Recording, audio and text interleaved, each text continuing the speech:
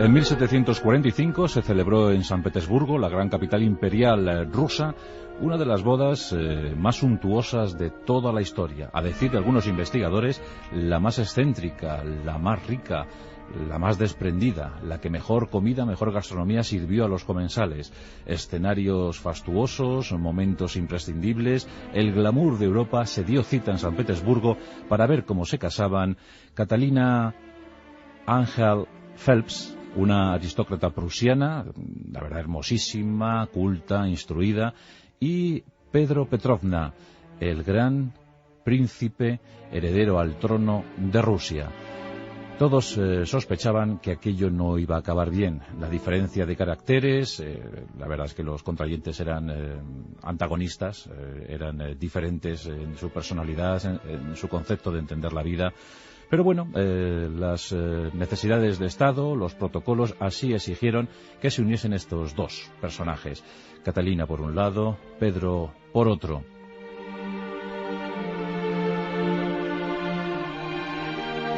Las sospechas de los muchos asistentes a aquel compromiso nupcial se fundamentaban bien. Y la verdad es que esas sospechas se hicieron ciertas nada más cruzar los anillos, nada más darse el sí. Y durante 8 años los cónyuges no yacieron juntos, no completaron, no consumaron el matrimonio. Catalina estaba desolada.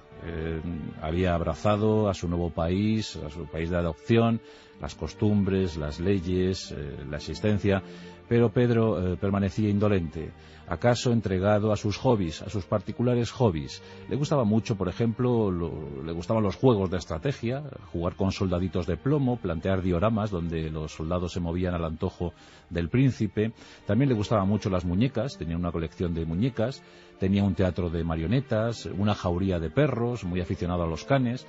Y bueno, pues a esto si sumamos que era también un hombre soez, que le gustaba divertirse a costa de los criados, vertiéndoles vino en la vestimenta cuando estos intentaban servirle el líquido en la copa, y bueno, pues los chistes verdes, o siempre haciendo gestos abruptos, aludiendo a su miembro viril, como que siempre estaba en estado erecto. Bueno, pues todo esto no satisfizo a la futura zarina, y la verdad es que esto lo dejó escrito en su diario personal. Mi marido no me atiende, no se ocupa de mí. Como es obvio, la tragedia en aquella Rusia zarista se fue gestando. En 1762 sí que ya habían compartido el lecho y había nacido un primogénito, Pablo, el futuro Pablo I, pero la cosa estaba muy distante, la situación era más que tensa. En ese año de 1762, Pablo vio orgulloso cómo su padre, Pedro, ocupaba el trono de Rusia bajo el nombre de Pedro III. Pero para ese tiempo, para ese año, la verdad es que Pedro III se había ya enajenado diferentes estamentos sociales. El ejército, por ejemplo, en esa guerra estéril y absurda que se mantenía con Dinamarca, o la Iglesia, porque Pedro III pretendía, de forma secreta pero muy visible a ojos de algunos, pues instaurar el luteranismo en detrimento de la religión ortodoxa. Esto estaba muy mal visto por la Iglesia oficial y por buena parte de la población. Por tanto, la sociedad civil no recibió bien al nuevo zar, el ejército mucho menos y la Iglesia todavía peor. Fue un momento propicio para que al fin las disensiones matrimoniales estallasen por todo lo alto, y en los apartamentos privados de Catalina se comenzó a perpetrar una conjura. En dicha conspiración figuraban buena parte de los elementos aristocráticos rusos, por ejemplo los hermanos Orlov, los 4 hermanos Orlov, entre ellos Gregory, que era amante casi oficial de Catalina, y todos se pusieron de acuerdo para derrocar al zar, al distraído zar Pedro III. Caterina, ya llamada así, Caterina, ese día, 9 de julio de 1762, en esos 2 días de conspiración, pues bueno, aprovechó para ir vestida a la usanza militar, dando a entender que ella iba a asumir el mando de la situación en Rusia, y al fin, el 9 de julio, se puso al frente de 4 regimientos de la Guardia Imperial que la aclamaron como la zarina, como la gran reina rusa. Y bueno, pues con esos 4 regimientos y con el apoyo, con la aquiescencia necesaria, muy necesaria de la nobleza rusa, se dio un golpe de Estado. El apabullado Pedro III, cuando constató que su propia mujer iba al frente de la revuelta, pues no tuvo por menos que dejarse apresar. Apenas hubo resistencia porque nadie se situó cerrando filas en torno al zar. Pedro III, en un documento atormentado, solicitó 4 cosas a su esposa. Asumió que ella estaba al frente de Rusia y le solicitó lo siguiente: querida Caterina, te ruego respetes 4 cosas para mí. La primera, mi vida; la segunda, mi perro; la tercera, mi amante; y la cuarta y más importante, mi criado negro. Esas 4 cosas solicitó a su mujer. Los propios Orlov detuvieron al zar y le condujeron a un castillo, al castillo de Ropsa, donde quedó recluido a expensas de noticias, a saber qué pasaría con ese futuro incierto.